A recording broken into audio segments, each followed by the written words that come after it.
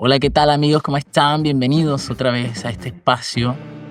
Yo sé que no me extrañaban, yo la verdad que tampoco, pero heme aquí porque es fin de año y porque ya va siendo hora, la verdad, sí.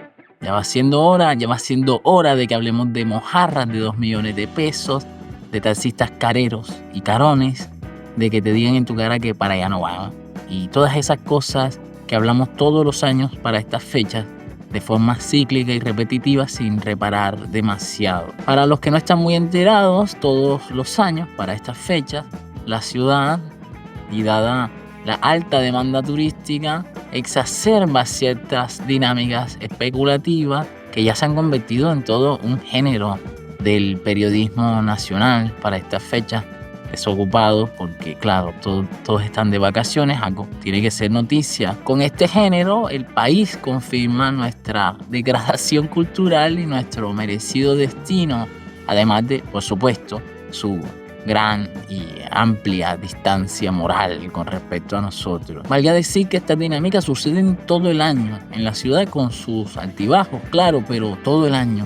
El cartagenero la sufre en su realidad más próxima e inmediata y sin embargo solamente es relevante para estas fechas de alta demanda turística cuando el ojo hegemónico de los medios, cansado de verse el ombligo todo el año, decide mirar un poco hacia sus confines periféricos. Fruto de esas dinámicas es lo que sucede con los taxistas, ¿no? Que al igual que todo el sector impactado por esta alta demanda turística, terminan priorizando recorridos cortos, mucho más rentables, por supuesto, dejando con esto fuera de su operación a personas que viven en barrios apartados o periféricos de la ciudad. Y por supuesto, que no es un fenómeno aislado, ni tampoco un asunto de ética individual de los taxistas, como predica la doxa local, cosa que creo que debemos descartar por completo, sino más bien la expresión de un entramado complejo de desigualdades sociales y económicas.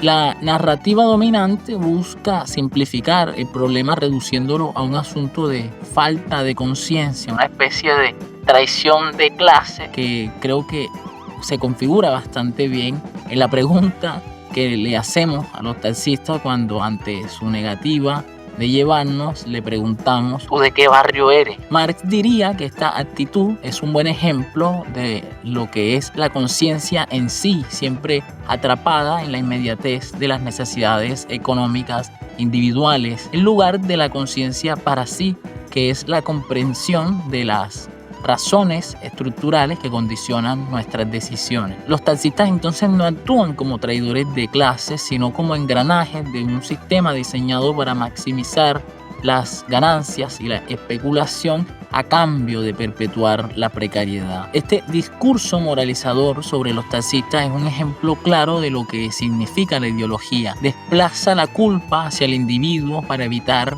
cuestionar el sistema y termina pareciendo que es el taxista el que produce el mal del sistema y no el sistema el que produce el mal del taxista. Así, por ejemplo, se ignoran factores como las tarifas de usura impuestas por los propietarios de vehículos, cosa de la que nadie habla, la inseguridad de los barrios periféricos, algo de lo que Dumet hablaba mucho en campaña, pero ahora parece que no se acuerda, y por supuesto la falta de inversión en infraestructura, porque a pesar de que este año se han hecho inversiones en capas de asfalto, seguimos dependiendo de 2 únicas avenidas que están, por cierto, mal diseñadas y peor mantenida. Y más aún, este discurso moralizador perpetúa una lógica hipócrita que condena la especulación cuando es aprovechada por los trabajadores y celebra bastante, además, la especulación cuando es en beneficio de otros, ya saben cuáles.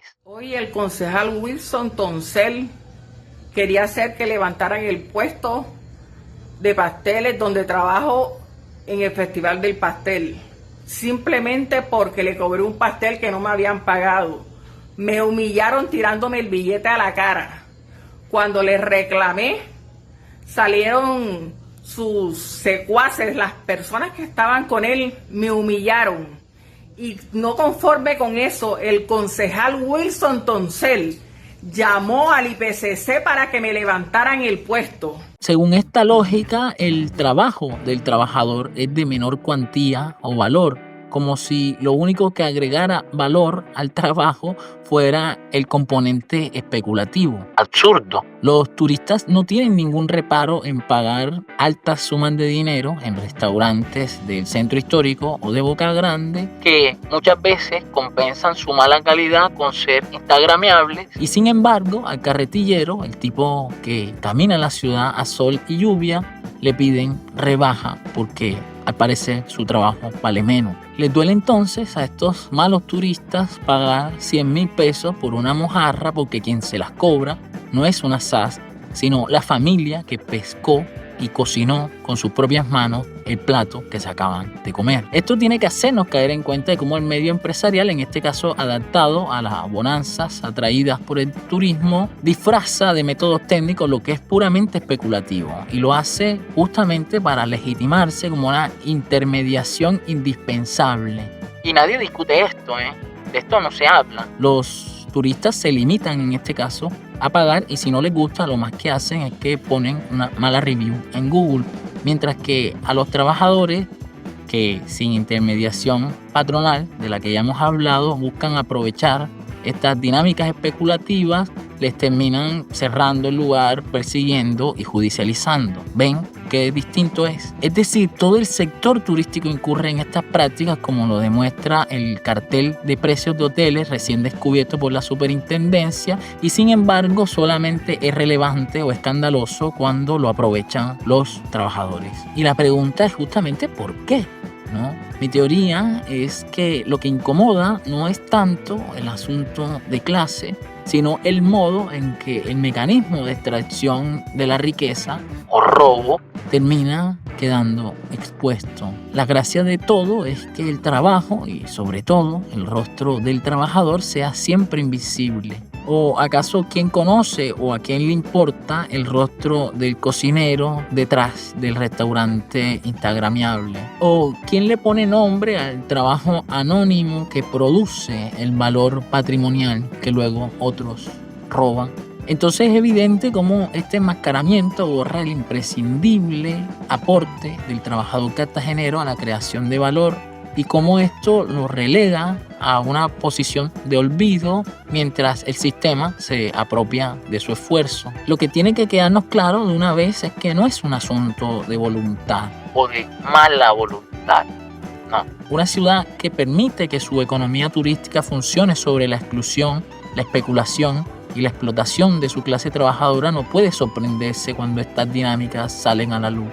Cambiar esto requiere más que exigirle conciencia a los taxistas o condenar a quienes intentan sobrevivir en un sistema adverso. Implica transformar las condiciones estructurales que perpetúan la precariedad y la desigualdad. Mientras esto no ocurra, seguiremos atrapados en este círculo vicioso en el que los cartageneros se enfrentan entre sí por las sobras de un sistema que no estuvo nunca diseñado para incluirlos. Y aquí es donde me gustaría retomar el concepto de el otro disfruta, que ya habíamos empleado o abordado en un video anterior. Esa construcción fantasmática que nos hace creer que el otro, el vecino, el taxista o la vendedora de pastel, vive por encima de la ley y por tanto disfruta sin límites. Pensemos en la ley como aquello que da borde a nuestra libertad, que nos sujeta y que de algún modo nos limita dolorosamente. Si alguien está fuera de esos límites, parece entonces que vive sin restricciones, que goza. Y eso, por supuesto, que genera escozor, rabia, resentimiento. Y es que es justamente ese modo en que le es conveniente al sistema productivo de la ciudad, ese proyecto turistificador y patrimonialista, articular las relaciones vecinales y comunitarias de los cartageneros, justamente a través del antagonismo. ¿Pero por qué? Porque la unidad en forma de agremiaciones sindicales, por ejemplo, les significa a ellos una pérdida de capacidad de negociación y además pérdida de su ventaja competitiva, que no es otra que la explotación. Pero si, por ejemplo, contrastamos la fantasía de que el otro disfruta con la realidad material de la ciudad, con las tasas de pobreza, por ejemplo, de informalidad, de desempleo, de hambre, lo que descubrimos no es que el otro disfruta, no, lo que descubrimos es que el otro sufre. Y es ese sufrimiento, en lugar del disfrute, el que debería ser el centro de nuestras reflexiones y motivaciones. Por eso mi invitación es a que basemos nuestra idea de ciudad y nuestra antropotecnia también, si queremos, en esa sola idea material irrefutable, que es que el otro sufre, y que generemos con ello sentimientos de solidaridad, de compasión, de cuidado hacia quienes como nosotros comparten el padecimiento de haber nacido en este pedazo de tierra maldecido o condenado por su belleza.